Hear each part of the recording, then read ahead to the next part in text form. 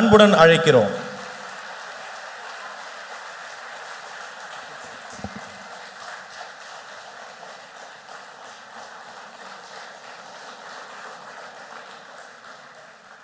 பொன்மனச்செம்மல் புரட்சித் தலைவர் எம்ஜிஆர் அவர்களையும் இதயம் புரட்சித் தலைவி அம்மா அவர்களையும் வணங்கி மதிப்புக்கும் மரியாதைக்கும் உரிய திரு ரங்கராஜ் பாண்டே அவர்களுடைய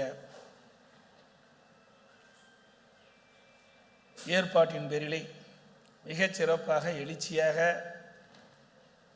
உங்களையெல்லாம் சிரித்து வைக்கின்ற ஒரு அற்புதமான கருத்துக்களை பதிவு செய்து அமர்ந்திருக்கின்ற மரியாதைக்குரிய முன்னாள் சட்டமன்ற உறுப்பினர் அண்ணன் பலா கருப்பையா அவர்களே, மரியாதைக்குரிய திரு ரங்கராஜ் பாண்டி அவர்களே, இந்த சிறப்பான நிகழ்ச்சியிலே பங்கு பெற்றிருக்கின்ற முன்னாள் அமைச்சர் பெருமக்களே, முன்னாள் நாடாளுமன்ற சட்டமன்ற உறுப்பினர்களே, பல்வேறு அமைப்புடைய தலைவர்களே, நிகழ்ச்சியிலே பங்கு பெற்றிருக்கின்ற பார்வையாளர்களே, பத்திரிகையாளர் ஊடகங்களை, சாணக்கியா நிறுவனத்தில் பணிபுரிகின்ற ஊழியர்களை அனைவருக்கும் என்னுடைய முதற்கண் நன்றி கலந்த வணக்கம். மரியாதைக்குரிய நான் பல கருப்பையா அவர்கள் பேசுகின்ற பொழுது சிரிக்க வைத்தார். சிரிக்கின்ற பொழுதே ஆழமான கருத்தை மனதிலே பதிய வைத்தார். ஒரு கருத்தை சொல்லுகின்ற பொழுது அந்த கருத்து எப்படி மனதிலே பதிய வைக்க வேண்டும் என்ற அடிப்படையிலே கருத்துக்களை சொல்லி மனதிலே பதிய வைத்திருக்கின்றார். அவர் சிறந்த சொற்பொழிவாளர், பல புத்தகங்களை எழுதியவர், பல ஆண்டுகள் அரசியலில் இருந்து அனுபவம் பெற்றவர். அத்தனை அனுபவத்தையும் இங்கே உங்களிடத்திலே அற்புதமாக தெரிவித்திருக்கின்றார். பொன்மனச்செம்மல் புரட்சித் தலைவர் காலத்திலே தொடங்கி மாண்புமிகு அம்மா அவர்களுடைய காலத்தில் இருந்து என்னுடைய காலம் வரை அனைத்தும் அற்புதமாக இந்த நிகழ்ச்சியின் வாயிலாக எடுத்து சொல்லியிருக்கிறார். அதே போல் சாணக்கியா டிஜிட்டல் செய்தி ஊடகம் 7 ஆண்டுகள் நிறைவு செய்து 8ஆம் ஆண்டு அடித்து வைக்கின்ற இந்த நன்னாளில் இந்த வாய்ப்பை அவர்கள் வழங்கியதற்கு உண்மையிலே அவர்களை பாராட்டுகின்றேன், வாழ்த்துகின்றேன். கிட்டத்தட்ட அந்த நிறுவனம் பல கோடி பார்வையாளர்களை கொண்டது. உள்ளதே உள்ளபடி சொல்லுவதிலே சிறந்த டிஜிட்டல் செய்தி ஊடகமாக திகழ்கிறது. திரு பாண்டே அவர்கள் அரசு செய்கின்ற தவறுகளை நடுநிலையோடு எடுத்து சொல்லி அவருடைய சாணக்கியா டிஜிட்டல் செய்தி ஊடகத்தின் மூலமாக மக்களிடத்தில் கொண்டு சேர்ப்பதிலே மிகுந்த அக்கறை கொண்டவர். அவர் பல்வேறு தலைவர்களை சந்தித்து நேர்காணல் நடத்தியவர், பத்திரிகையிலும் ஊடகங்களிலும் பணியாற்றியவர், அனுபவமிக்கவர். அப்படிப்பட்ட மரியாதைக்குரிய ரங்கராஜ் பாண்டே அவர்கள் இந்த சாணக்கியா டிஜிட்டல் செய்தி ஊடகத்தை நடத்தி வருகிறார். மென்மேலும் அந்த ஊடகம் மக்களிடத்துக்கு நல்ல செய்தியை கொண்டு போய் சேர்க்கும் என்பதை இந்த நேரத்தில் தெரிவித்து அதுக்கு வாழ்த்தும் இந்த நேரத்தில் தெரிவிக்க விரும்புகின்றேன். மரியாதைக்குரிய அண்ணர்கள் சொன்னதை போல நான் என்னென்ன பேச வேண்டும் என்று எண்ணினோ அதையெல்லாம் பேசிவிட்டார். எல்லாம் பேச வேண்டிய கருத்துக்கள் அத்தனையும் பேசிவிட்டார். இன்றைய ஆட்சியாளர்கள் ஊடகங்களை மிரட்டி பணிய வைத்து இந்த ஆட்சியில் நடைபெறுகின்ற தவறுகளை ஊடகத்தின் வாயிலாக வெளிப்படுத்த முடியாத ஒரு நிலை இன்றைக்கு ஊடகத்துக்கு ஏற்பட்டுகின்றது. ஆனால் அனைத்து இந்திய அண்ணா திராவிட முன்னேற்ற கழக அரசு இருக்கின்ற பொழுது ஊடகம் சுதந்திரமாக செயல்பட்டது. எந்த செய்தி மக்களுக்கு சேர வேண்டுமோ அதை முழுமையாக சேர்க்கக்கூடிய பணியை அவர் செய்து கொண்டிருந்தார்கள். இன்றைக்கு அந்த நிலை முற்றிலும் மாறுபட்டு விட்டது. அதனால் மக்களுக்கு உண்மை செய்தி போய் சேர்வதில்லை. இன்றைய முதலமைச்சர் தினந்தோறும் போட்டோ ஷூட் எடுப்பார். அதுதான் பத்திரிகையில் வருது, ஊடகத்தில் வருது. அதுதான் நாமளும் பார்க்கின்றோம். தினந்தோறும் ஒரு திட்டத்தை அறிவிப்பார், அதற்கு பெயர் வைப்பார். அப்படித்தான் இந்த 5 ஆண்டு காலத்தை ஓட்டிவிட்டார். ஒரு திட்டத்தை அறிவிப்பார், திட்டத்துக்கு ஒரு குழு போடுவார், அந்த குழு அதோட முடிந்துவிடும். 52 குழு போட்ட ஒரே அரசாங்கம் விடியா திமுக அரசாங்கம். நான் சட்டமன்றத்திலே கேள்வி எழுப்பினேன். முதலமைச்சர் நான் கேட்டேன், நீங்கள் 52 குழு போட்டுக்கின்றீர்கள், இந்த 52 குழு என்ன செய்தது? ஏதாவது அரசுக்கு அறிக்கை கொடுத்திருக்கின்றதா? இந்த அறிக்கையின்படி இந்த அரசாங்கம் செயல்படுகின்றதா? அதுக்கு வெள்ளை அறிக்கை வெளியிட வேண்டும் என்று கேட்டேன். எந்த பதிலும் இல்லை. இப்படிப்பட்ட ஆட்சி தேவைதானா என்பதை நாம் எண்ணி பார்க்க வேண்டும். இன்னும் சொல்ல போனா, திராவிட முன்னேற்ற கழகம் ஆட்சி வருவதற்கு முன்பு 2021 சட்டமன்ற பொதுத் தேர்தலின் போது சுமார் 525 அறிவிப்புகள் வெளியிட்டார்கள். அது புத்தகம் மாதிரி, தலகாணி மாதிரி அவருடைய அறிவிப்பு இருந்தது. அதில் 4 1 பங்கு அறிவிப்பு கூட இதுவரைக்கும் நிறைவேற்றப்படவில்லை. எனக்கு முன்னாலே நான் பல கருப்பையா அவர்கள் சொன்னதை போல, திராவிட முன்னேற்ற கழகம் ஆட்சிக்கு வந்தால் நீட் தேர்வு ரத்து செய்யப்படும் என்று சொன்னார்கள். இதுவரை அதற்கு உண்டான நடவடிக்கை மேற்கொள்ளவில்லை. துணை முதலமைச்சர் திரு உதயநிதி ஸ்டாலின் அவர்கள் சொன்னார், நீட் தேர்வு ரத்து செய்வதற்கு எங்கிட்ட ரகசியம் இருக்குன்னு சொன்னார். அந்த ரகசியத்தை போன கூட்டத்தொடரில் முதலமைச்சர் திரு ஸ்டாலின் அவர்கள் தெரிவித்து விட்டார். நீட் தேர்வுக்கு விதிவிலக்கு பெற முடியாது என்ற ரகசியத்தை போட்டு சட்டமன்றத்தில் உடைத்து விட்டார். தேர்தல் வருகின்ற பொழுது அழகாக பேசுவார்கள், கவர்ச்சிகரமாக பேசுவார்கள். மக்களை ஏமாற்றுவதிலே நம்பர் 1 கட்சி திமுக கட்சி தான். மாணவர்களையும் பெற்றோர்களையும் ஏமாற்றி அவர்களுடைய வாக்குகளை பெற்று ஆட்சிக்கு வந்த பிறகு இப்பொழுது நீட் தேர்வு விதிவிலக்கு பெற முடியாது என்ற கருத்தை சொல்ற, அதற்கு விளக்கம் உச்சநீதிமன்ற தீர்ப்பு சொல்றாங்க. அதைத்தாங்க நாங்களும் சொல்லிட்டு இருந்தோம். நாங்கள் மட்டும் என்ன சொன்னோம்? உச்சநீதிமன்ற தீர்ப்பின் அடிப்படையிலே நீட்டுக்கு விதிவிலக்கு பெற முடியாத ஒரு சூழ்நிலை இருக்கின்றது என்று தான் நாங்கள் சொன்னோம். அதுக்கு மாற்று ஏற்படாதா? கிராமத்திலிருந்து நகரம் வரை ஏழை குடும்பத்தை சேர்ந்தவர்கள், நடுத்தர குடும்பத்தை சேர்ந்தவர்கள் பெரும்பாலும் அரசு பள்ளியில் படிக்கின்றார்கள். அப்படி அரசு பள்ளியில் படிக்கின்ற மாணவ செல்வங்கள் பல பேர் மருத்துவராக வேண்டும் என்ற கனவு அவர் மனதிலே இருந்து கொண்டிருந்தது. நானும் அரசாங்க பள்ளியிலே படித்தவன். 1ஆம் வகுப்பு முதல் 12ஆம் வகுப்பு வரை அரசாங்க பள்ளியிலே படித்தவன்.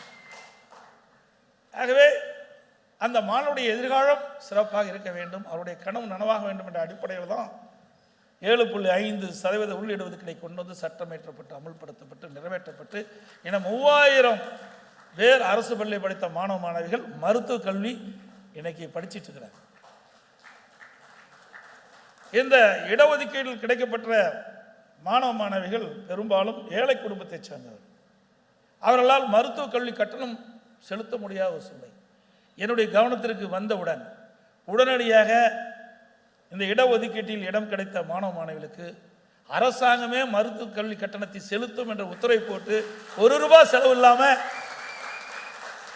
அரசு பள்ளி படித்த மாணவர்களுக்கு மருத்துவ கல்வியை கிடைக்க செய்த அரசாங்கம் அதிமுக அரசாங்கம். அதே போல தமிழகத்தை பொறுத்த வரைக்கும் நீர் பற்றாக்குறை உள்ள ஒரு மாநிலம். நீருக்கு அண்டை மாநிலத்தை நம்பித்தான் நாம் இருந்து கொண்டிருக்கின்றோம். நீர் மேலாண்மை என்பது மிக முக்கியம். அப்படிப்பட்ட நீரை சேமிக்க வேண்டும், அதை மக்களுக்கு முறையாக வழங்க வேண்டும் என்ற அடிப்படையில் தான் இந்த குடிமராமத்து திட்டத்தை கொண்டு வந்து நாங்கள் நடைமுறைப்படுத்தணும். இந்த அரசாங்கம் வந்த பிறகு அதையும் கைவிட்டு விட்டது. அதோட மேட்டூரிலிருந்து மேட்டூர் அணை நிரம்பி உபரி நீர் வெளியேறுகின்ற பொழுது ஆங்காங்கே தடுப்பணைகள் அமைத்து அந்த நீரை தேக்கி விவசாயத்திற்கும் குடிப்பதற்கும் தேவையான நீரை வழங்க வேண்டும் என்ற அடிப்படையில் நஞ்சை புகழூரில் ஒரு அற்புதமான தடுப்பணை கட்டினோம். குமாரமங்கலத்தில் அங்கே ஒரு தடுப்பணை கட்டணும். இன்னும் அந்த தடுப்பணை பயன்பாட்டுக்கு வரல. வேண்டுமென்றே திட்டமிட்டு அனைத்து இந்திய அண்ணா திராவிட முன்னேற்ற கழக ஆட்சியிலே கொண்டு வரப்பட்ட திட்டம் என்ற ஒரே காரணத்திற்காக இந்த திட்டத்தை இன்னும் நிறைவேற்றாமல் ஆமை வேகத்திலே செயல்படுத்தி கொண்டிருக்கின்றார்கள். அது மட்டுமல்ல, நான் முதலமைச்சர் இருந்த பொழுது பாரத பிரதமரை அவர்களை சந்தித்தேன்.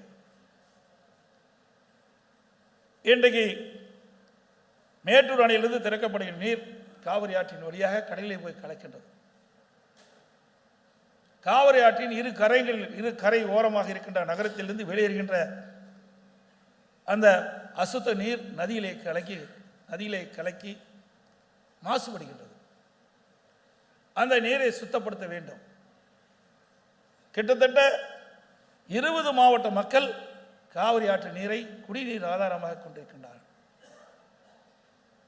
மாசுபட்ட நீராக இருக்கக்கூடாது என்பதற்காக நடந்தாய் வாழி காவிரி என்ற திட்டத்தை வடிவமைத்து மாண்பு பாரத பிரதமரிடத்திலே கொடுத்தேன். மாண்பு பாரத பிரதமர்கள் 2 அவையில் இருக்கிற கூட்டுக்குழு கூட்டத்திலே மேதகு குடியரசுத் தலைவர் உரையில் இடம்பெற செய்து அதை நிறைவேற்று என்று சொன்னால் அதே போல செய்தார். 2024ஆம் ஆண்டு மத்திய அரசு அனுமதி கொடுக்கப்பட்டு 11,250 கோடி இந்த திட்டத்திற்காக அனுமதி கொடுக்கப்பட்டு இந்த திட்டம் இதுவரைக்கும் நிறைவேற்றல இந்த அரசாங்கம். அதற்கு காரணம் அதிமுக ஆட்சியில் கொண்டு வரப்பட்ட திட்டம் என்ற காரணத்திற்காக கொள்கை விளக்கு குறிப்பில் இடம்பெற்றிருந்தார்கள். ஆனால் அதை இதுவரை நடைமுறைப்படுத்தவில்லை. மத்திய அரசு 60%, மாநில அரசு 40% இந்த திட்டத்திற்கு நிதி ஒதுக்கீடு செய்ய வேண்டும். ஆனால் இந்த அரசு கிடப்பிலே போட்டிருக்கின்றது.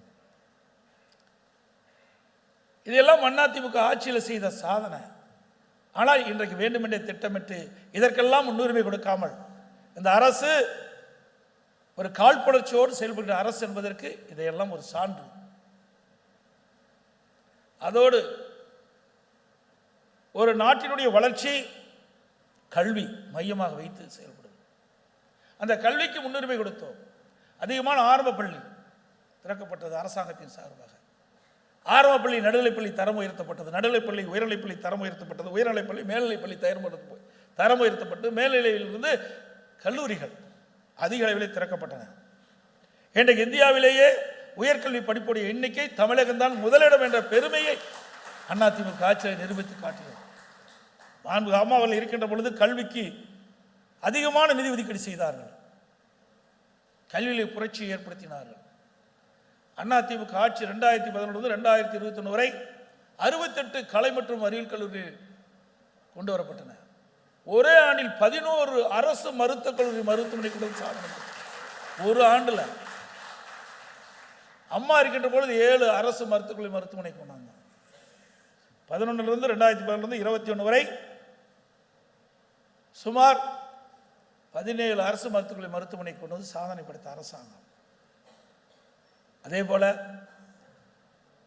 அதிமுக ஆட்சியில் 7 சட்டக்கல்லூரியை கொடுத்தோம். 21 பாலிடெக்னிக் கல்லூரி, 4 பொறியியல் கல்லூரி, 4 வேளாண்மை கல்லூரி, 5 கால்நடை மருத்துவக் கல்லூரி, ஆராய்ச்சி நிலையம். மாண்பு அம்மா அவர்கள் தமிழகத்துடைய முதலமைச்சராக 2011 பொறுப்பேற்கின்ற பொழுது 100க்கு 32 பேர் உயர்கல்வி படிச்சுட்டு இருந்தாங்க. 10 ஆண்டில் அனைத்து இந்திய அண்ணா திராவிட முன்னேற்ற கழக ஆட்சி கல்வியிலே கவனம் செலுத்தி கல்வியை புரட்சி மறுமலர்ச்சி ஏற்படுத்தி அதிக கல்லூரி திறந்ததன் விளைவு 100க்கு 52 பேர் 2019-20 உயர்கல்வி படிப்புடைய எண்ணிக்கை உயர்த்தப்பட்டது. மத்திய அரசுடைய இலக்கு 2035. 2035 அடைய வேண்டிய இலக்கை 2019-20 உயர்கல்வியிலே அந்த இலக்கை எட்டிடம் சொன்னால் எந்த அளவுக்கு கல்வியில் இந்த அரசு கவனம் செலுத்து என்பதை நாம் எண்ணி பார்க்க வேண்டும். அதோடு கட்டமைப்பு வசதியும் நாங்கள் ஏற்படுத்தி கொடுத்தோம். கல்லூரி அறிவிக்கப்பட்டுள்ள கல்லூரிக்கு தேவையான கட்டட வசதியில் கட்டமைப்பு நம்ம செய்து கொடுத்தோம். இன்னைக்கு திராவிட முன்னேற்ற கழகம் ஆட்சிக்கு வந்த பிறகு பல பள்ளிகளை மூடப்பட்டு விட்டது. அதிமுக ஆட்சியில் பள்ளிகளை திறந்தோம், திமுக ஆட்சியில் பள்ளிகளை மூடினாங்க. 200க்கும் மேற்பட்ட பள்ளிகளை மூடிட்டாங்க. இன்றைக்கு கிராமத்தில் இருக்கின்ற மாணவ மாணவிகள் பல்வேறு பிரச்சனை காரணமாக 2 கிலோமீட்டர் 4 கிலோமீட்டர் 5 கிலோமீட்டர் சென்று கல்வி கற்க முடியாத சூழ்நிலையை கருத்திலே கொண்டு அதிகம் பேர் கல்வி கற்க வேண்டும் என்ற அடிப்படையில் அந்தந்த பகுதியிலேயே இன்றைக்கு உயர்நிலைப்பள்ளியிலிருந்து மேல்நிலைப்பள்ளி ஆக்கணும். அதையெல்லாம் இந்த அரசாங்கம் மூடப்பட்டு விட்டார்கள். இப்படிப்பட்ட அரசாங்கம் தேவைதானா என்பதை நாம் சிந்தித்து பார்க்க வேண்டும். அதோட சட்ட ஒழுங்கு அடியோடு முடிந்து விட்டது. சட்ட ஒழுங்கு அடியோடு போய்விட்டது. இன்னைக்கு தமிழகத்தில் சட்ட ஒழுங்கு சந்தி சிரிக்கின்ற அளவுக்கு பார்க்கின்றோம். எனக்கு முன்னாலே என்னென்ன அவர்கள் பேசினார்களே, 2 வயது சிறுமி முதல் 80 வரை மோதாட்டி வரை பாலியல் சீண்டலுக்கு ஆளாக்கப்படுகிறார்கள். எதனால்? போதை ஆசாமியால். இன்றைக்கு தமிழகத்திலே இந்த ஆட்சி பொறுப்பேற்ற பிறகு 110 டன் கஞ்சாவை கண்டுபிடித்த சொல்கிறார்கள். 3.6 லட்சம் இந்த போதை மாத்திரைகள் கண்டுபிடித்தா சொல்றாங்க. 6000 கஞ்சா சாக்லேட்டுகள் கண்டுபிடிக்கப்பட்டதா சொல்றாங்க. கண்டுபிடிக்கப்பட்டது மட்டும் இவ்வளவு. அப்படின்னா வெளியில எவ்வளவு விற்பனை ஆயிருக்குன்னு எண்ணி பாருங்க. இன்றைக்கு கல்லூரியில் படிக்கின்ற மாணவர்கள், பள்ளியிலே படிக்கின்ற மாணவர்கள் இந்த கஞ்சா போதைக்கு அடிமையாகி குற்றச்செயலில் ஈடுபட்ட சூழலை தமிழகத்தில் நிலவிக் கொண்டிருக்கின்றன. அது மட்டுமல்ல, பொதுமக்களும் இந்த போதைக்கு அடிமையாகி குற்றச்செயலில் ஈடுபடுகிறார்கள். கொலை, கொள்ளை, திருட்டு, வழிப்பறிவு, பாலியல் வன்கொடுமை நடக்காத நாளே இல்லை. தினந்தோறும் பத்திரிகை ஊடகத்தையும் திறந்தால் இந்த செய்தி தான் வருது. ஒரு காலத்தில் வெள்ளி நிலவரம் என்ன, தங்க நிலவரம் என்னன்னு தான் செய்தியில் வரும். இப்போ கொலை நிலவரம் என்ன நிலை என்று தான் செய்தியில் வருகின்ற செய்தியை நாம் பார்க்கிறோம். அதோடு நெல்லையிலே 9ஆம் வகுப்பு படிக்கிற மாணவிகள், அங்கே பார்த்தீங்கன்னா மது அருந்தி இருக்கிற காட்சி. 9ஆம் வகுப்பு படிக்கின்ற மாணவி. எவ்வளவு மோசமான ஒரு அரசாங்கம்! பள்ளியிலே படிக்கின்ற மாணவர்கள் புத்தகத்தை படிப்பதற்கு பதிலாக வீச்சருவாலை கொண்டு வராங்க. ஆக நாடு எங்கே சென்று கொண்டிருக்கின்றதை எண்ணி பார்க்க வேண்டும். ஒரு திறமையற்ற முதலமைச்சர், பொம்மை முதலமைச்சர் நாட்டை ஆளுகின்ற காரணத்தினாலே, இந்த நாட்டு மக்கள் மீது அக்கறை செலுத்தாத காரணத்தினாலே இன்றைக்கு இப்படிப்பட்ட நிகழ்வுகளெல்லாம் இன்றைக்கு தமிழகத்திலே நடந்து கொண்டிருக்கின்றதை ஒவ்வொருவரும் சிந்திக்க வேண்டும். அதோடு 2-3 வருடம் 2022ஆம் ஆண்டு எனக்கு கருதுகிறேன், காவல்துறை மானிய கோரிக்கை வந்தது. மாண்பு முதலமைச்சருடைய துறை அதில் மானிய கோரிக்கை புத்தகத்தை கொடுத்தாங்க. அதில் என்னுடைய நாமம் சரியாக இருக்கும் என்று சொன்னால் 20வது பக்கம் 2வது பேராவில் குறிப்பிட்டிருக்கார். கல்லூரிக்கு அருகிலே, பள்ளிக்கு அருகிலே 2348 பேர் கஞ்சா வைத்திருந்ததாக கண்டுபிடிக்கப்பட்டது. கைது செய்யப்பட்டது 148 பேர் அப்படின்னு அந்த புத்தகத்தில் அச்சிடப்பட்டு எங்களிடத்தில் வழங்கப்பட்டிருக்கிறது. கொள்கைகளை குறிப்பிலே முதலமைச்சரிடத்தில் நான் கேட்டேன். கண்டுபிடிக்கப்பட்டது 2348, கைது செய்யப்பட்டது 148. மற்றவர்கள் எங்கே போனார்கள்? அத்தனை பேர் திமுக காரர். எங்கே போய் கஞ்சா ஒழிக்க முடியும்? பதிலே சொல்லல கடைசி வரைக்கும். இப்படிப்பட்ட ஒரு திறமையற்ற முதலமைச்சர் தான் தமிழகத்தை ஆண்டு கொண்டிருக்கிறார் என்பதை நாம் எண்ணி பார்க்க வேண்டும். அதோடு கொரோனா காலம், நான் ஆட்சி பொறுப்பேற்கின்ற பொழுது பல்வேறு சோதனைகளை சந்தித்தவர். ஒன்று உள்கட்சி பிரச்சனை, 2வது ஆட்சி பொறுப்பேற்றுள்ள கடுமையான வறட்சி. சென்னை மாநகர மக்களுக்கு கூட முழுமையாக குடிநீர் கிடைக்காத ஒரு சூழ்நிலை. வெளி மாவட்டத்திலிருந்து ரயில் மூலமாக தண்ணீரை கொண்டு வந்து நம்முடைய சென்னை மாநகர மக்களுடைய தாகத்தை தீர்க்கக்கூடிய ஒரு குடிநீரை வழங்கிய அரசாங்கம் அதிமுக அரசு. அடுத்தது டெல்டா மாவட்டத்தில் கஜா புயல். இந்த டெல்டா மாவட்டத்தை புரட்டி போட்டு போயிட்டு விட்டது. புயலால் கடும் சேதம், விவசாய விளைநிலங்கள் சேதம், பயிர்கள் எல்லாம் தண்ணீரில் மூழ்கி சேதம் அடைஞ்சிட்டது. அங்கே இருக்கின்ற மின்கம்பங்கள்லாம் உடைந்து விட்டது. சப்ஸ்டேஷன், துணை மின் நிலையங்கள்லாம் காற்றில் அடித்து நொறுக்கப்பட்டு விட்டது. டிரான்ஸ்ஃபார்மர்லாம் ஃபெயிலியர். அப்படிப்பட்ட ஒரு சூழ்நிலை. அனைத்து இந்திய அண்ணா திராவிட முன்னேற்ற கழகம் திறமையாக செயல்பட்டு புயல் எந்த அளவுக்கு வேகமாக அடிச்சதோ அதை விட புயல் வேகமாக நிவாரண பணிகளை மேற்கொண்டு பாதிக்கப்பட்ட விவசாயிகளுக்கு தேவையான நிவாரண உதவி, பாதிக்கப்பட்ட மக்களுக்கு தேவையான நிவாரணங்கள் வழங்கப்பட்டு அதையும் சரி செஞ்சோம். அதுக்கு பிறகு கொரோனா.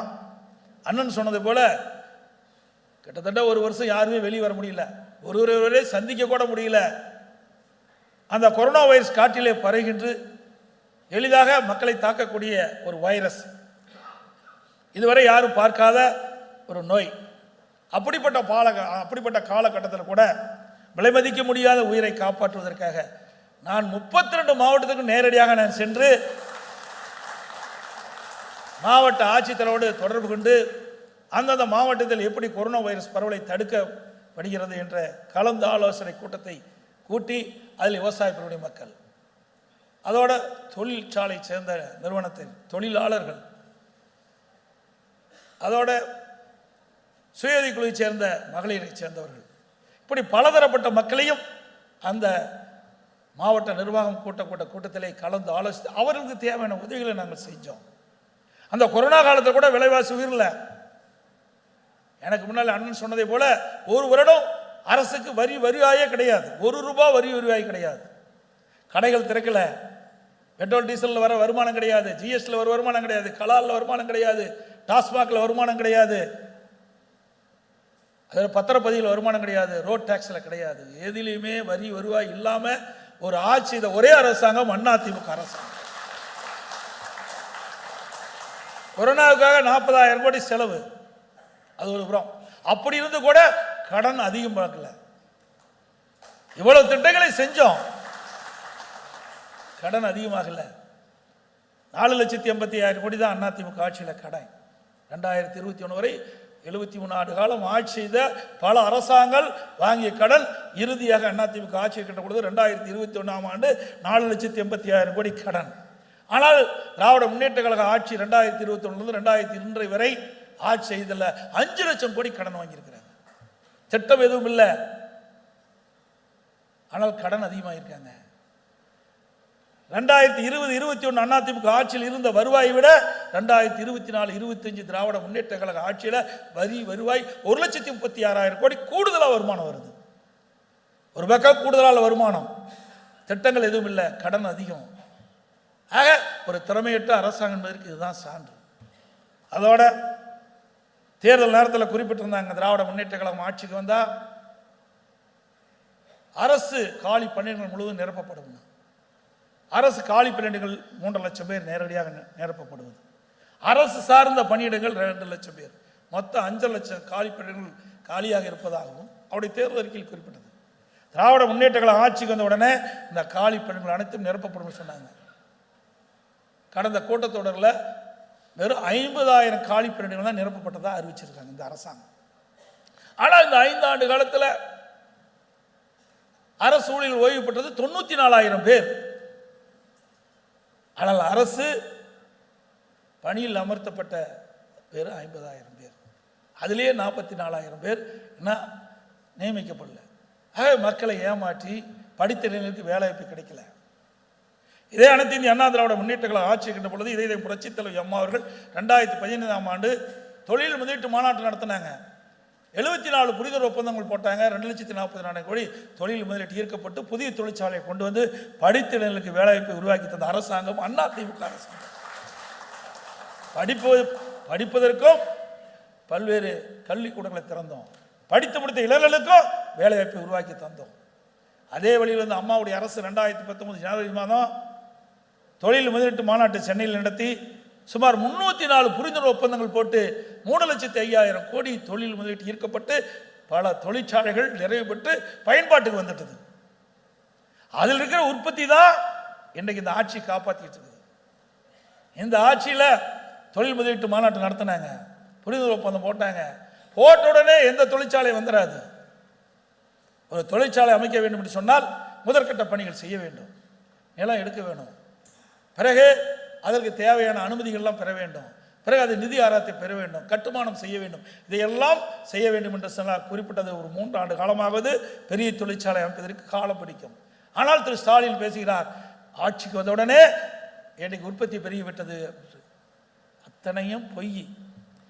அதிமுக ஆட்சியில் தொழில் முதலீட்டை கொண்டு வந்து அதனால் தொழிற்சாலைகள் அதிகமாக நிறுவப்பட்டு அதனுடைய பயன்பாட்டு வந்தவங்க தான் உற்பத்தி பெருகி இருக்குது.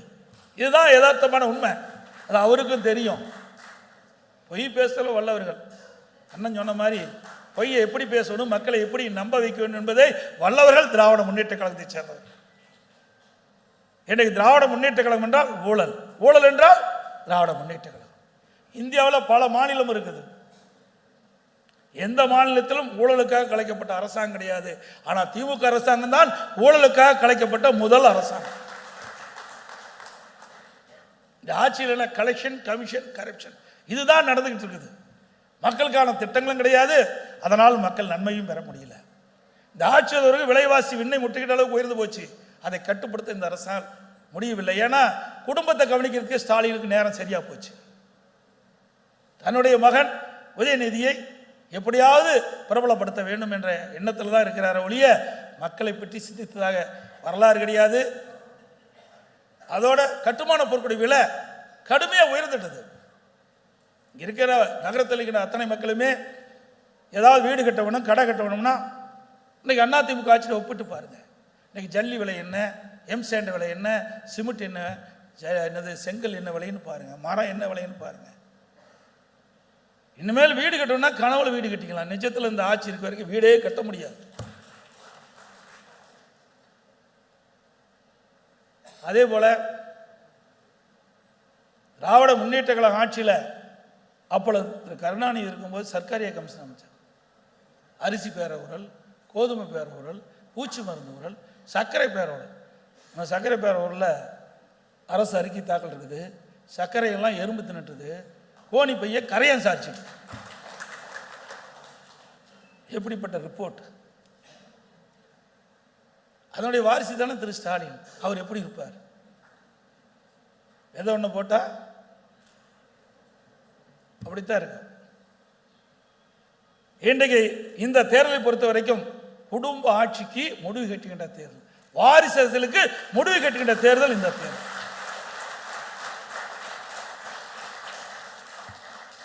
நீங்க சிந்திச்சு பாருங்க,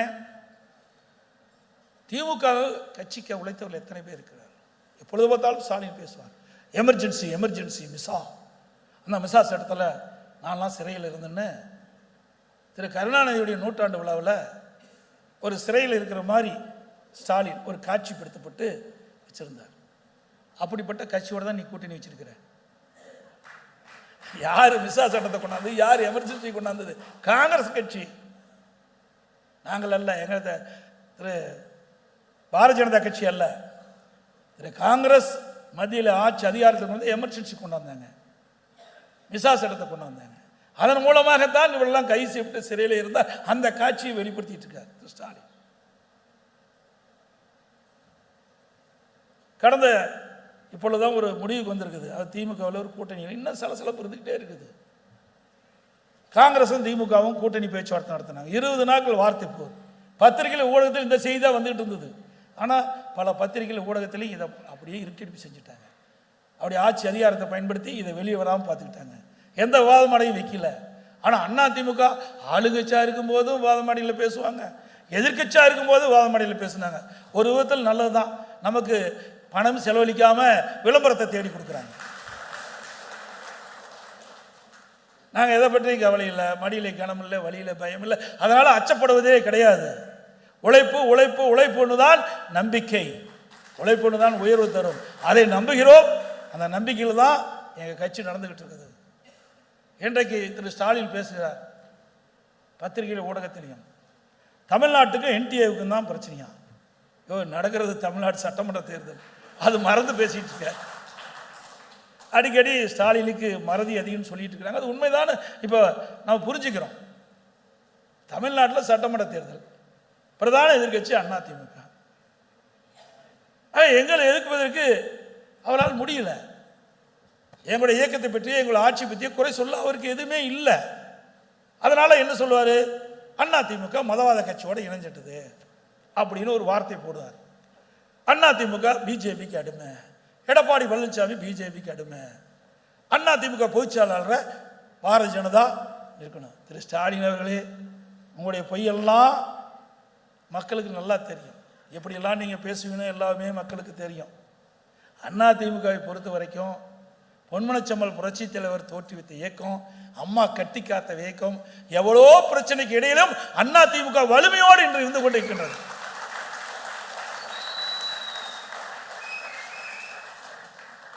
நான் ஆட்சி செய்வதும் சரி, இன்றும் சரி, பாரதிய ஜனதா கட்சியை பொறுத்த வரைக்கும் உணர்வுபூர்வமாக நாங்கள் செயல்பட்டு கொண்டிருக்கின்றோம். நான் ஆட்சி செய்கின்ற பொழுது பல்வேறு உதவிகளை மத்திய அரசிலிருந்து கிடைக்கப்பட்டது. இன்றைக்கு கூட மெட்ரோ ரயில் திட்டம் இந்தியாவில் ஒரு திட்டத்துக்கு 63,000 கோடி நிதி ஒதுக்கீடு செய்த ஒரே அரசாங்கம் மத்திய அரசாங்கம். அதை பெற்றது தமிழ்நாடு அரசாங்கம்.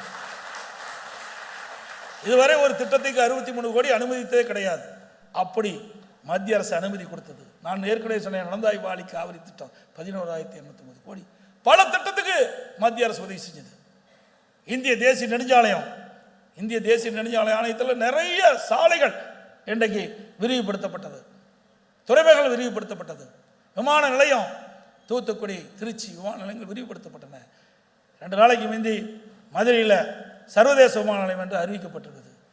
இப்படி மத்திய அரசாங்கத்தில் இருக்கிற திட்டங்கள் எல்லாம் தமிழ்நாட்டுக்கு கொடுத்துட்டு தான் இருக்கிறாங்க. ஆனால் இதே காங்கிரஸ் ஆட்சி இருந்தது, என்ன ஒரு புதிய திட்டத்தை கொண்டாந்தீங்க? எவ்வளவு நிதி இந்த அரசாங்கம் பெற்றது? திமுக அரசாங்கம் 15 ஆண்டு காலம் மத்தியில் ஆட்சி அதிகாரத்தில் திராவிட முன்னேற்ற கழகம் மத்தியில் இருந்தது. ஆட்சி அதிகாரத்தில் இருந்தது. குடும்ப உறுப்பினருக்கு தேவையான அதிகாரத்தை இந்த அரசாங்கம் பெற்றதை ஒழிய, திமுக பெற்றதை ஒழிய மக்களுக்கு தேவையான திட்டங்களை பெறல, தமிழ்நாட்டுக்கு தேவையான நிதிகளும் பெறல. இன்னும் குறிப்பாக சொல்ல போனால், தமிழ்நாட்டை சேர்ந்த சிதம்பரம் நிதியமைச்சராக இருந்தார். அப்பொழுது கூட அவர்களை நாடி தமிழ்நாட்டுக்கு தேவையான நிதி பெற முடியாத ஒரே அரசாங்கம் திமுக அரசாங்கம், ஒரே கட்சி திமுக கட்சி. ஆனால் அண்ணா திமுக கட்சி அப்படி இல்லை. அண்ணா திமுக கட்சிக்கு அப்படியெல்லாம் அரசாங்கம் முடியல, நமக்கு அந்த வாய்ப்பு கிடைக்கல. இருந்தாலும் கிடைக்கின்ற வாய்ப்பை பயன்படுத்தி மத்திய அரசோடு இணைந்து செயல்பட்டு தமிழ்நாட்டு மக்களுக்கு தேவையான ஆக்கப்பூர்வமான திட்டங்களை பெற்று தேவையான நிதிகளை பெற்று தமிழ்நாடு வளர்ச்சி பெறுவதற்கு அடித்தளமாக விளங்கிய அரசாங்கம் அண்ணா திமுக அரசாங்கம், அண்ணா திமுக கட்சி.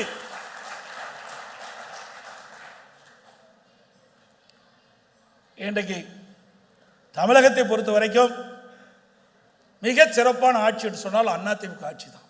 அதிமுக ஆட்சி காலம் ஒரு பொற்கால ஆட்சி கொடுத்தது. இன்றைக்கு தேசிய அளவில் பல விருதுகளை நாங்கள் பெற்றோம். அதிமுக ஆட்சியில் உள்ளாட்சி துறையில் மட்டும் 140 தேசிய விருதுகளை பெற்றோம். போக்குவரத்து துறையிலே தேசிய விருது, மின்சாரத்துறையிலே தேசிய விருது, உறுப்பு மாற்று அறுவை சிகிச்சை 5 ஆண்டு காலம் தொடர்ந்து தேசிய விருதுகளை பெற்றோம். உணவு தானிய உற்பத்தி வேளாண்மையில் 5 ஆண்டு காலம் கிறிஸ்தவ உயர்ந்த விருதை பெற்றோம். சமூகத்துறையில் விருதுகளை பெற்றோம். உயர்கல்வியிலே தேசிய விருதுகளை பெற்றோம். ஒரு அரசாங்கம் சிறப்பாக செயல்படுவதற்கு இந்த தேசிய விருதுகளும் சான்று. இந்த ஆட்சியில் என்ன செஞ்சுட்டு இருக்கிறாங்க? எனக்கு முன்னால் அண்ணன் சொன்னார, இன்றைக்கு கள்ளக்குறிச்சியில் கள்ளச்சாராயம் பருகி 68 பேர் உயிரிழந்துட்டாங்க. அது மாநில அரசில் இருக்கின்ற காவல்துறை முறையாக விசாரிக்காது என்று சொல்லி நீதிமன்றத்தில் நாடி சிபிஐ விசாரணை மேற்கொள்ள வேண்டும் என்று உயர்நீதிமன்றத்தில் நாடினோம். உயர்நீதிமன்றம் அது உண்மைதான், சிபிஐ விசாரிக்க வேண்டும் என்று தீர்ப்பளிச்சது. அதை எதிர்த்து உச்சநீதிமன்றம் போறாங்க. இன்றைக்கு இந்த அரசாங்கம் செயலிழந்த அரசாங்கமாக இன்றைக்கு காட்சி அளித்துள்ளது.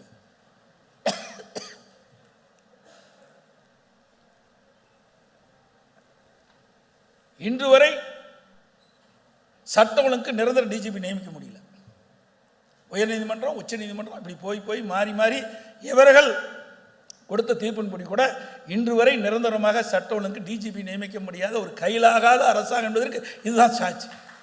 ஒரு நிரந்தர சட்ட ஒழுங்கு டிஜிபினா எப்படி சட்ட ஒழுங்கு பாதுகாக்க முடியும்? ஒரு பொறுப்பு டிஜிபி போட்டாங்க, அவர் உடல்நல சரியில் போய் மருத்துவமனையில் சேர்ந்துட்டார், அதுக்கு ஒரு பொறுப்பு டிஜிபி.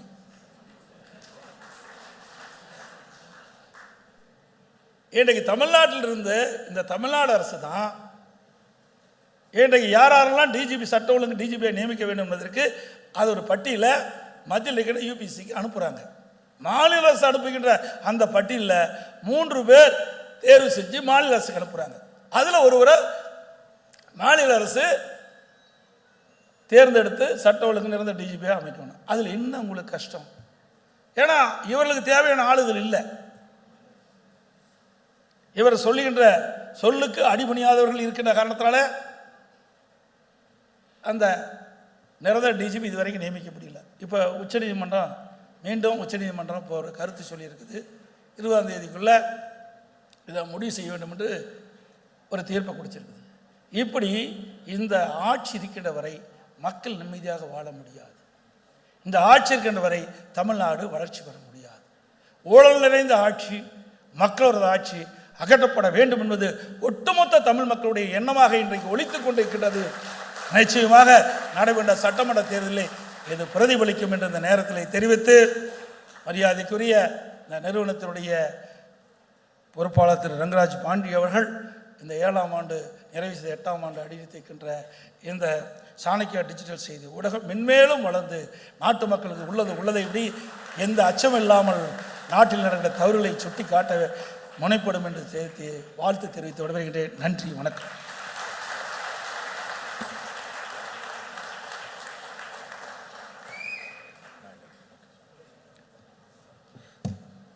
ரொம்ப நன்றி இரண்டு பெருமக்களுக்கும். ஒரு சர்ப்ரைஸான விஷயம் ஒன்று வச்சுருக்கிறேன் நான் சாரோடைய அனுமதியோட. ஏன்னா ரொம்ப வருஷமாக நான் தேடிகிட்டு இருந்த ஒரு தலைவர் திரு எடப்பாடி பழனிசாமி. அவர் ரங்கராஜ் பாண்டியன் நிறைய நேர்காணல் பண்ணியிருக்கிறாரு, நிறைய தலைவர்களை பண்ணார். அண்ணனை பண்ணலை, இன்றைக்கி மேடையிலே சிக்கியிருக்கிறாரு. அதனால் அண்ணன்ட்ட இந்த சந்தர்ப்பத்தை பயன்படுத்தி ஒரு 4-5 கேள்விகள் மட்டும் வச்சிடலாம் அப்படின்னு நான் பார்க்குறேன். மைக் உங்கள் முன்னாடி இருக்குண்ணே, நீங்கள் அனுமதிச்சிங்கன்னா அப்படியே நீங்கள் சட்டம் ஒழுங்கு பிரச்சனை பற்றி சொன்னீங்க. ஆனால் நம்முடைய உள்துறை செயலாளர் தீரஜ்குமார் அவர்கள், ஹோம் செக்ரட்டரி, ஐஏஎஸ் ஆஃபீஸர், அவர் 2021, 2026 2 புள்ளி விவரங்களை சொல்லி சட்டம் ஒழுங்கு சிறப்பாக இருக்குது, கொலைகள் குறைஞ்சிருக்கு, பாலியல் முயற்சி குறைஞ்சிருக்கு அப்படின்னு சில புள்ளி விவரங்களை சொல்கிறாரு. உங்களுடைய பதில்? அதாவது ஆட்சியாளர் சொல்லுவதை அதிகாரிகள் சொல்கிறாங்க, மக்கள் ஆட்சியாளர் தான் அந்த கேள்வி கேட்பாங்க. ஆனால் அந்த ஆட்சியாளர் தைரியமாக சொல்ல முடியல. அதுக்கு என்ன காரணம்? குற்றங்கள் நிறைஞ்சு போச்சு. அதனால் நாட்டு மக்களுக்கு நன்கு தெரியும் என்ன நடக்குதுன்ற அத்தனை பேருக்கு தெரியும். அதாவது அதிகாரிகளை வச்சு அவர்கள் செய்கின்ற தவறை மறைக்க பார்க்குறாங்க. குற்ற எண்ணிக்கைலாம் குறைச்சி சொல்வதாக தான் எனக்கு கிடைத்த தகவல். அதிமுக ஆட்சி அமைந்த பிறகு இந்த அதிகாரிலாம் பதில் சொல்லி ஆக வேண்டும்.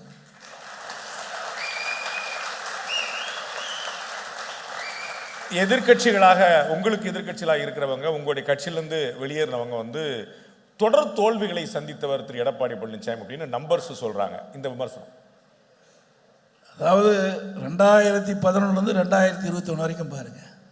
2011 திரு கருணாநிதி அவர்கள் இருக்கின்ற பொழுது எதிர்க்கட்சி அந்தஸ்து கூட கிடைக்க முடியல. ஆனால் இன்னைக்கு அதிமுக எதிர்க்கட்சி அந்தஸ்தில் இருக்குது. எங்கள் அம்மா மறைவுக்கு பிறகு மக்களுடைய ஆதரவை பெற்று பிரதான எதிர்க்கட்சி அதிமுக. அதோட 10 ஆண்டுல எத்தனை தோல்வியை திமுக சந்திச்சிருக்குது. ஆனால் இதை ஊடகம் பத்திரிகை வெளிப்படுத்துவதில்லை.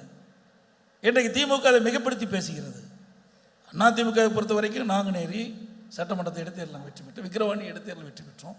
எனவே அதிமுக அந்த 10 ஆண்டுல பல வெற்றிகளை கூச்சிருக்குது. ஆனால் இந்த 5 ஆண்டு தான் இருக்குது. வேணுமென்றே திட்டமிட்டு ஒரு தவறான தகவலை பரப்பி வராங்க, அவதூறு செய்தி பரப்பி வராங்க. அதுக்கெல்லாம் இந்த வருகின்ற சட்டமன்ற தேர்தலில் முற்றுப்புள்ளி வைக்கப்படும்.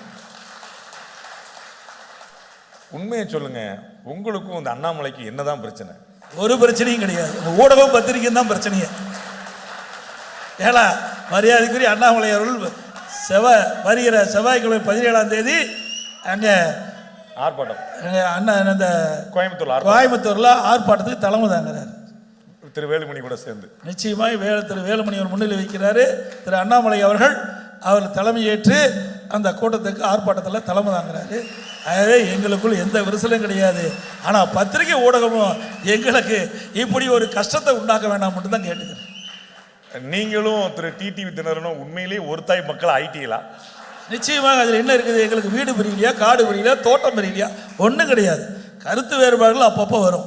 எல்லா கட்சி தலைவருக்கு வருகின்ற வேறுபாடு தானே ஒழிய அந்த வேறுபாடுகள்லாம் களையப்பட்டு விட்டது. ஒன்றாக இணைந்து மட்டுமில்லை, வருகின்ற தேர்தலிலே எங்கள் கூட்டணி அபரிதமான வெற்றி பெறுவதற்கு அவரும் உழைப்பார், நாங்களும் உழைப்போம். கிட்டத்தட்ட 25 கட்சிகள் டிஎம்கே கூட்டணியில் இருக்கிறாங்க. உங்களுடைய என்டிஏ கூட்டணி திமுக கூட்டணி எதிர்கொள்வதற்கான அளவுக்கு வலிமையா இருக்குன்னு நினைக்கிறீங்களா? எண்ணிக்கை அதிகமாக இருக்கலாம், வலிமை எங்க இருக்குது? எண்ணிக்கை தான் அங்கே வலிமை அதிகம். ஆனால் குறைந்த எண்ணிக்கையில் எங்களுடைய கட்சி இருந்தாலும் வலிமை மிக்க கட்சியாக இருக்குது. புரியுதுங்களா? இன்னும் அந்த கட்சியில் முடிவாகலையே. எத்தனை கட்சி வெளியே போகுது, எத்தனை கட்சி உள்ள இருக்குன்னே தெரியலையே. ஆக அதிமுகவை பொறுத்த வரைக்கும் இன்றைக்கி நாட்டு மக்களிடத்தில் அங்கீகரிக்கப்பட்ட கட்சி, 31 ஆண்டு காலம் ஆட்சி கீழ்த்த கட்சி, பொண்ணு விளையாண்ட கட்சி, தேசிய ஜனநாயக கூட்டணி பொறுத்த வரைக்கும் ஒரு வலிமையான கூட்டணியாக இருக்குது. இன்றைக்கு மத்தியிலே 3வது முறையாக அது ஆட்சியில் அமர்ந்திருக்கின்றது. அதே போல் டிடி தினகரன், மரியாதைக்குரிய அன்புமணி ராமதாஸ் அவர்கள் மற்றும் எங்கள் தேசிய ஜனநாயக கூட்டத்தில் அங்கம் வைக்கின்ற கட்சிகள்லாம் மக்களிடத்தில் செல்வாக்கு மிக்க கட்சியாக இருக்கின்ற காலத்தில் எங்களுடைய வாக்குகள் நிலையானது. அதன் மூலமாக நிச்சயமாக வெற்றி பெறுவோம், ஆட்சி அமைப்போம். அதில் எந்தவித சந்தேகம் தேவையில்லை. இந்த திடீர்னு விடிஞ்சு எந்திரிச்சு பார்த்த உடனே எல்லார் அக்கௌண்ட்லையும் கோடைகால நிதி உட்பட சேர்த்து 5000 ரூபா காசு கொடுத்தாங்க. இது ஒர்க் அவுட் ஆகாதுன்னு நினைக்கிறீங்களா? அதாவது மக்கள் படுகிற துன்பத்தை பார்த்து கொடுத்தா பரவாயில்ல, இவடைய அடுத்த வருகின்ற தேர்தலை மையமாக வைத்து இதை கொடுக்குறாங்க. இன்றைக்கு அந்த குடும்ப தலைவிக்கு மாதந்தோறும் 1000 உரிமை தொகை கொடுக்குறாங்க. இந்த 3 மாத தொகையை இணைச்சி முன்கூட்டியே அதை அந்த மக்களுக்கு கொடுத்துருக்காங்க. அதில் 3000, 2000 கோடைகாலம். ஒவ்வொரு வருஷம் கோடைகாலம் வருது. ஸ்டாலின் மறந்து போச்சு. 2021 கோடைகாலம் வந்தது, 22 கோடைகாலம், 23 கோடைகாலம், 24 கோடைகாலம். ஆனால் இந்த ஆள் மட்டும் கோடைகாலம் இந்த முதலமைச்சருக்கு வந்துருக்கு சொன்னால் இன்றைக்கு தோல்வி பயத்தில் விரக்தியின் விளிம்பில் போன காரணத்தினால எதை மக்களிடத்தில் கொடுத்து மக்களை ஏமாற்ற பார்க்குறாங்க. நிச்சயம் அது நடக்காது. தமிழ்நாட்டு மக்களை பொறுத்தவரைக்கும் அறிவுஜீவி மக்கள் எது உண்மை, எது பொய், எது சரி, எது தவறு என்று ஆராய்ந்து சீர்தூக்கி பார்க்கக்கூடிய மக்கள் தமிழ்நாட்டு மக்கள். இந்த தேர்தலில் அதெல்லாம் பிரதிபலிப்பாங்க. எல்லாரும் என்கிட்ட கேட்குற கேள்வி நான் உங்கள்கிட்ட அனுப்பி விட்டுறேன்.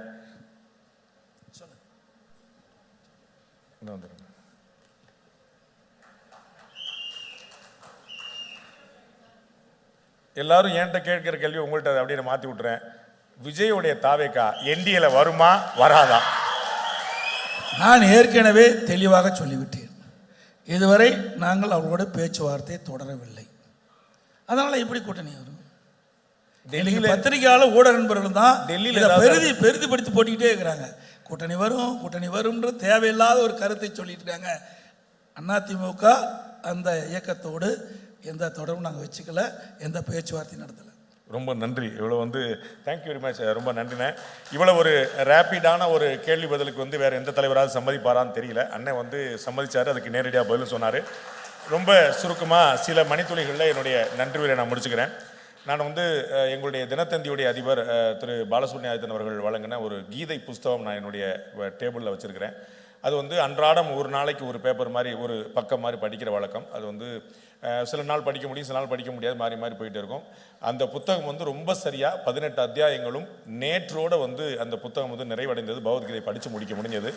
இன்றைக்கி நம்முடைய 7ஆம் ஆண்டு நிறைவு ஆண்டு விழா நடந்து 8ஆம் ஆண்டில் நம்ம காலடி எடுத்து வைக்கிறோம்.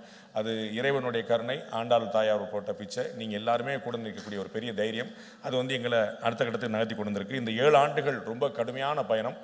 அண்ணன் மாண்புமிகு எதிர்க்கட்சி தலைவர் சொன்னது போல் நாங்களும் அதே கோவிட் பீரியடில் மாட்டி தான் 2 வருஷம் பெரிய பாடுபட்டு நம்ம தப்பு பண்ணிட்டோமோ, தந்திட்டியில் ஒரு மாதிரி ராஜா மாதிரி இருந்தோமே, நம்ம மாட்டு அப்படியே சூனா பானான்னு போயிருக்கலாமே, நம்ம மாட்டு தேவையில்லாத வேலையை பார்த்தோமோன்னு ஒரு பெரிய அச்சத்தை ஏற்படுத்திச்சு. அதை தாண்டி நீங்களெல்லாம் கொடுத்த அன்பும் ஆதரவும் எங்களை இந்த 7 ஆண்டுகள் எதிர்நீச்சல் போட வைத்து இன்றைக்கி உங்கள் முன்னாடி இங்கே ஒன்று நிப்பாட்டி வச்சுருக்கிறாங்க. இதில் எங்களுக்கு உறுதுணையாக இருந்த அத்தனை ஸ்பான்சர்கள் அண்டு எங்களுடைய எஸ்எஸ்பிஎல் சேரிட்டி நிறுவனம் அண்டு டாக்குமெண்ட்ரியை ரொம்ப பிரமாதமாக பயன்படுத்தும் நிறுவனங்கள், அப்புறம் அற்புதமான பறை இசை அடித்து நம்மளையெல்லாம் மகிழ்விச்ச புத்தர் கலைக்குழு, என்னுடைய பிள்ளைகள், என்னுடைய தம்பிகள், என் கூடவே இருக்கக்கூடிய அத்தனை பேருக்குமே என்னுடைய சிறந்தாழ்ந்த நன்றியை தெரிவித்துக்கிறேன். இன்றைக்கி சாயந்தரம் 5 மணிக்கு புறமா ஆரம்பித்த போது 5:15 அனுமதி கொடுத்த காவல்துறைக்கும் என்னுடைய நன்றியை தெரிவிச்சுக்கிறேன். திரு பழக்கருப்பி அவர்கள் ஏற்கனவே நான் ஒருவேளை நம்ம முன்னாடியே போட்டலாமா, அண்ணன் பேசுவதற்கு நிர்வாகம் பொறுப்பல்ல அப்படின்னு சொல்லி போட்டுடலாமா அப்படின்னு பார்த்தேன். அந்தளவுக்கு ஃபயரான பேச்சாளர். அவர் பல விஷயங்களை திரு எதிர்க்கட்சி தலைவர் சொன்னது போல் அவர் பேசின மட்டும் இல்லை, நான் ப்ரிப்பேர் பண்ணிவிட்டு இந்த பாதி மேட்ரி அண்ணனே சொல்லிட்டார். அப்போ நம்ம என்னடா கண்டென்ட் கீழே போகிறோன்னு பார்த்தேன். அந்தளவுக்கு ரொம்ப ஆச்சரியமாக எல்லோரையும் ஈர்க்கும்படியாகவும், அண்ணன் சொன்னது போல் சிரிக்கும்படியாகவும் சிந்திக்கும்படியாகவும் ஆச்சரியமாக பேசினார். அவருக்கு எங்களுடைய நன்றிகள். அதே போல் எதிர்க்கட்சி தலைவர் திரு எடப்பாடி பழனிசாமி அவர்கள் நாங்கள் 2020 நாங்கள் முதல் ஆண்டு விழா நிறைவு செய்த போது நாங்கள் அன்னைக்கு நான் அவர்கிட்ட கேட்டுக்கிட்டேன், தயவுசெய்து நீங்கள் எங்களுக்கு சிறப்பு விருந்தினராக வரணும் அப்படின்னு. ஃபோனில் அண்ணன் நான் உங்களை நிகழ்ச்சியெல்லாம் நிறையா பார்க்குறேன், நம்ம பையன் நிறையா பார்ப்பா அப்படி, நான் கட்டாயம் வர்றேன் அப்படின்னு சொல்லி சொன்னார். 7 வருஷம் கழிச்சு வந்திருக்கிறாரு. நான் கட்டாயம் வரணும்னு சொல்லி சொன்னார். அது சந்தர்ப்பம் அமையாமலே இருந்துச்சு. நாங்கள் எவ்ரி இயர் நாங்கள் விடவே மாட்டோம், அண்ணே வந்திருக்கேன், அண்ணே வந்திருக்கேன்னு சொல்லிட்டே இருப்போம்.